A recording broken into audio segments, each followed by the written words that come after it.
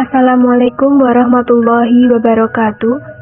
Perkenalkan, nama saya Zahra Rohimatul Baroroh dari kelas Perbankan Syariah D, NIM 402-190111. Di sini saya akan menyampaikan materi resu untuk memenuhi tugas mata kuliah Teknologi Informasi Bank Syariah.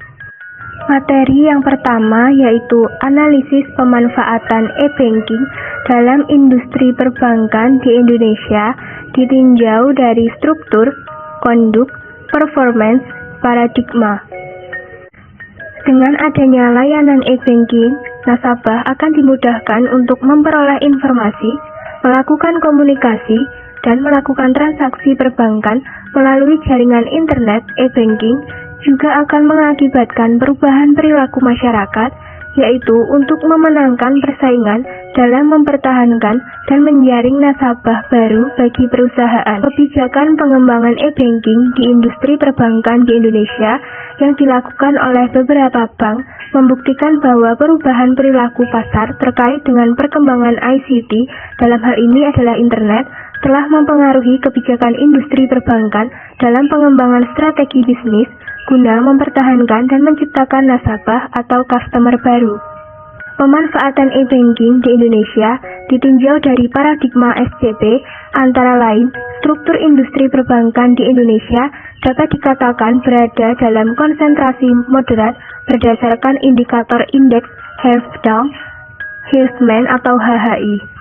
Pemanfaatan e-banking sebagai salah satu konduk yang dilaksanakan oleh bank merupakan implementasi dari adanya respon bank terhadap perubahan struktur pasar industri perbankan. Pemanfaatan e-banking secara langsung maupun tidak langsung akan mempengaruhi kinerja atau performance bank. Indikator kinerja perbankan diantaranya adalah total aset, deposito pihak ketiga atau DPK, kredit, return on asset atau ROA, gross non-performance loan atau NPLS gross, net non-performance loan atau NPLS net, dan lain sebagainya. Materi yang kedua yaitu penerapan e-banking syariah pada sistem informasi perbankan syariah dan pemanfaatan e-commerce dalam dunia bisnis. Ada 4 strategi perbankan syariah untuk meningkatkan daya saing di era globalisasi. Yang pertama, membentuk SDI berkualitas. Yang kedua, ekspansi segmen pasar bank syariah. Yang ketiga, akselerasi produk perbankan syariah. Dan yang keempat, penggunaan sistem IT modern. Kelebihan dari internet banking atau e-banking, yang pertama, melakukan transaksi non-finansial dan transaksi finansial. Yang kedua, melakukan proses pembayaran tagihan bulanan. Yang ketiga, melakukan transaksi pembelian. Yang keempat, hemat waktu. Yang kelima, aman. Yang keenam, transaksi real-time online. Electronic commerce atau e-commerce yaitu proses pembelian, penjualan atau pertukaran produk, jasa, dan informasi melalui jaringan komputer. E-commerce bukan sebuah jasa atau sebuah barang, tetapi merupakan perpaduan antara jasa dan barang. E-commerce ini mencakup distribusi, penjualan, pembelian, marketing, dan servis dari sebuah produk yang dilakukan dalam sebuah sistem elektronika seperti internet atau bentuk jaringan komputer yang lain. Selain teknologi jaringan www, e-commerce juga memerlukan teknologi basis data atau pangkalan data atau database, e-surat atau surat elektronik atau email, dan bentuk teknologi non-komputer yang lain seperti halnya sistem pengiriman barang dan alat pembayaran untuk e-commerce. Selanjutnya, proses yang ada dalam e-commerce. Yang pertama, presentasi elektronik atau pembuatan website untuk produk dan layanan. Yang kedua, otomatisasi akun pelanggan secara aman, baik nomor rekening maupun nomor kartu kredit. Yang ketiga, pemesanan secara langsung dan tersedianya tagihan. Yang keempat, pembayaran yang dilakukan secara langsung atau online dan penanganan transaksi. Dampak e-commerce terhadap dunia bisnis yaitu yang pertama, menghadirkan pasar maya atau virtual. Yang kedua, menciptakan saluran distribusi baru. Yang ketiga, menekan waktu siklus dan tugas-tugas administrasi. Yang keempat, lebih efektif. Yang kelima, memudahkan promosi produk dan jasa secara interaktif. Yang keenam, memfasilitasi mass customization. Yang ketujuh, layanan pelanggan yang lebih responsif dan memuaskan. Materi ketiga yaitu perkembangan teknologi informasi di perbankan. Pada dunia perbankan, perkembangan teknologi informasi membuat para perusahaan mengubah strategi bisnis dengan menempatkan teknologi sebagai unsur utama dalam proses inovasi produk dan jasa. Seperti halnya pelayanan elektronik transaksi atau e-banking melalui ATM, phone banking, dan internet banking misalnya, merupakan bentuk-bentuk baru dari pelayanan bank yang mengubah pelayanan transaksi manual menjadi pelayanan transaksi yang berdasarkan teknologi. Sistem aplikasi komputer yang digunakan di bidang perbankan harus bisa mengakomodasikan semua kebutuhan bank dan sesuai dengan ketentuan otoritas moneter. Dalam hal ini adalah Bank Indonesia. Kriteria pemilihan software komputer perbankan yang baik. Yang pertama, kemampuan dokumentasi atau penyimpanan data. Yang kedua, keluasan atau flexibility. Yang ketiga, sistem keamanan.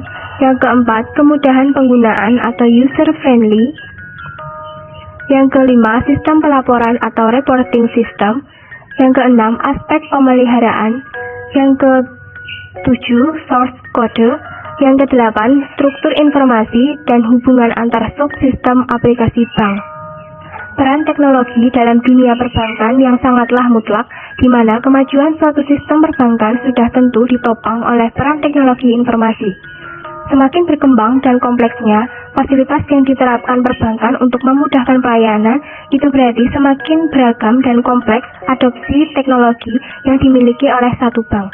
Dampak positif teknologi informasi bagi perbankan, perkembangan teknologi telekomunikasi dan informatika mengarah ke konvergensi dan dipicu oleh ketatnya kompetisi, melahirkan berbagai inovasi dan lompatan teknologi telematika. Bagi sektor perbankan yang sangat mengutamakan unsur kepercayaan dan efisiensi serta layanan berkualitas, perlu menata ulang bisnisnya dengan mencermati ketersediaan inovasi teknologi serta dampaknya bagi kelangsungan dan pertumbuhan bisnisnya.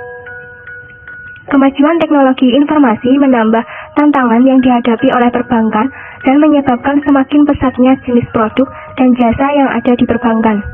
Perkembangan teknologi membuat para perusahaan mengubah strategi bisnis dengan menempatkan teknologi sebagai unsur utama dalam proses inovasi produk dan jasa. Materi yang keempat yaitu mekanisme clearing pada perbankan konvensional perspektif Islam. Clearing merupakan sarana atau cara perhitungan hutang piutang dengan bentuk surat-surat berharga atau surat dagang dari suatu bank peserta yang diselenggarakan oleh Bank Indonesia atau pihak yang ditunjuk BI. Dengan kata lain, clearing adalah tata teknis lalu lintas giro antar bank, jadi bukan untuk simpanan. Tujuan diterapkannya sistem clearing nasional Bank Indonesia pada penyelenggaraan clearing di Indonesia adalah untuk meningkatkan efisiensi sistem pembayaran retail serta memenuhi prinsip-prinsip manajemen risiko dalam penyelenggaraan clearing. Karakteristik penyelenggara sistem clearing nasional Bank Indonesia yaitu yang pertama, penyelenggaraan clearing nasional atau PKN, yaitu unit kerja di kantor pusat Bank Indonesia yang bertugas mengelola dan menyelenggarakan SKNBI secara nasional. Yang kedua, penyelenggara clearing lokal atau PKL, yaitu unit kerja di Bank Indonesia dan bank yang memperoleh persetujuan Bank Indonesia untuk mengelola dan menyelenggarakan SKNBI di suatu wilayah clearing tertentu. Karakteristik peserta SKNBI atau Sistem Clearing Nasional Bank Indonesia, setiap bank dapat menjadi peserta dalam penyelenggaraan SKNBI di suatu wilayah clearing dengan persyaratan sebagai berikut. Yang pertama yaitu telah memperoleh izin usaha atau izin pembukaan kantor dari Bank Indonesia. Yang kedua, lokasi kantor bank memungkinkan kantor bank tersebut untuk mengikuti penyelenggaraan SKNBI di lokasi PKL secara tertib sesuai jadwal yang ditetapkan.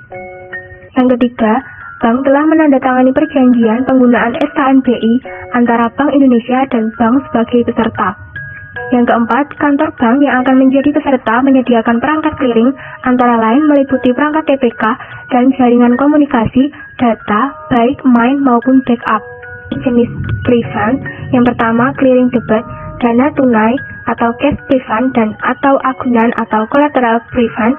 Jenis agunan dapat berupa sertifikat Bank Indonesia atau SBI, atau sertifikat wadiah Bank Indonesia atau SWBI, surat utang negara atau SUN, dan atau surat berharga atau tagihan lain yang ditetapkan oleh Bank Indonesia. Yang kedua yaitu clearing kredit, hanya dalam bentuk dana tunai atau cash pre-fund. Materi yang kelima yaitu sistem informasi perbankan syariah. Sifat operasional aplikasi atau produk operation harus meliputi yang pertama correctness, reliability, efisiensi, usability, integrity.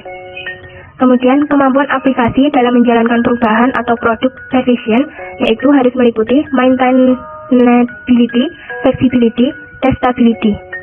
Percepatan teknologi informasi semakin hari semakin cepat.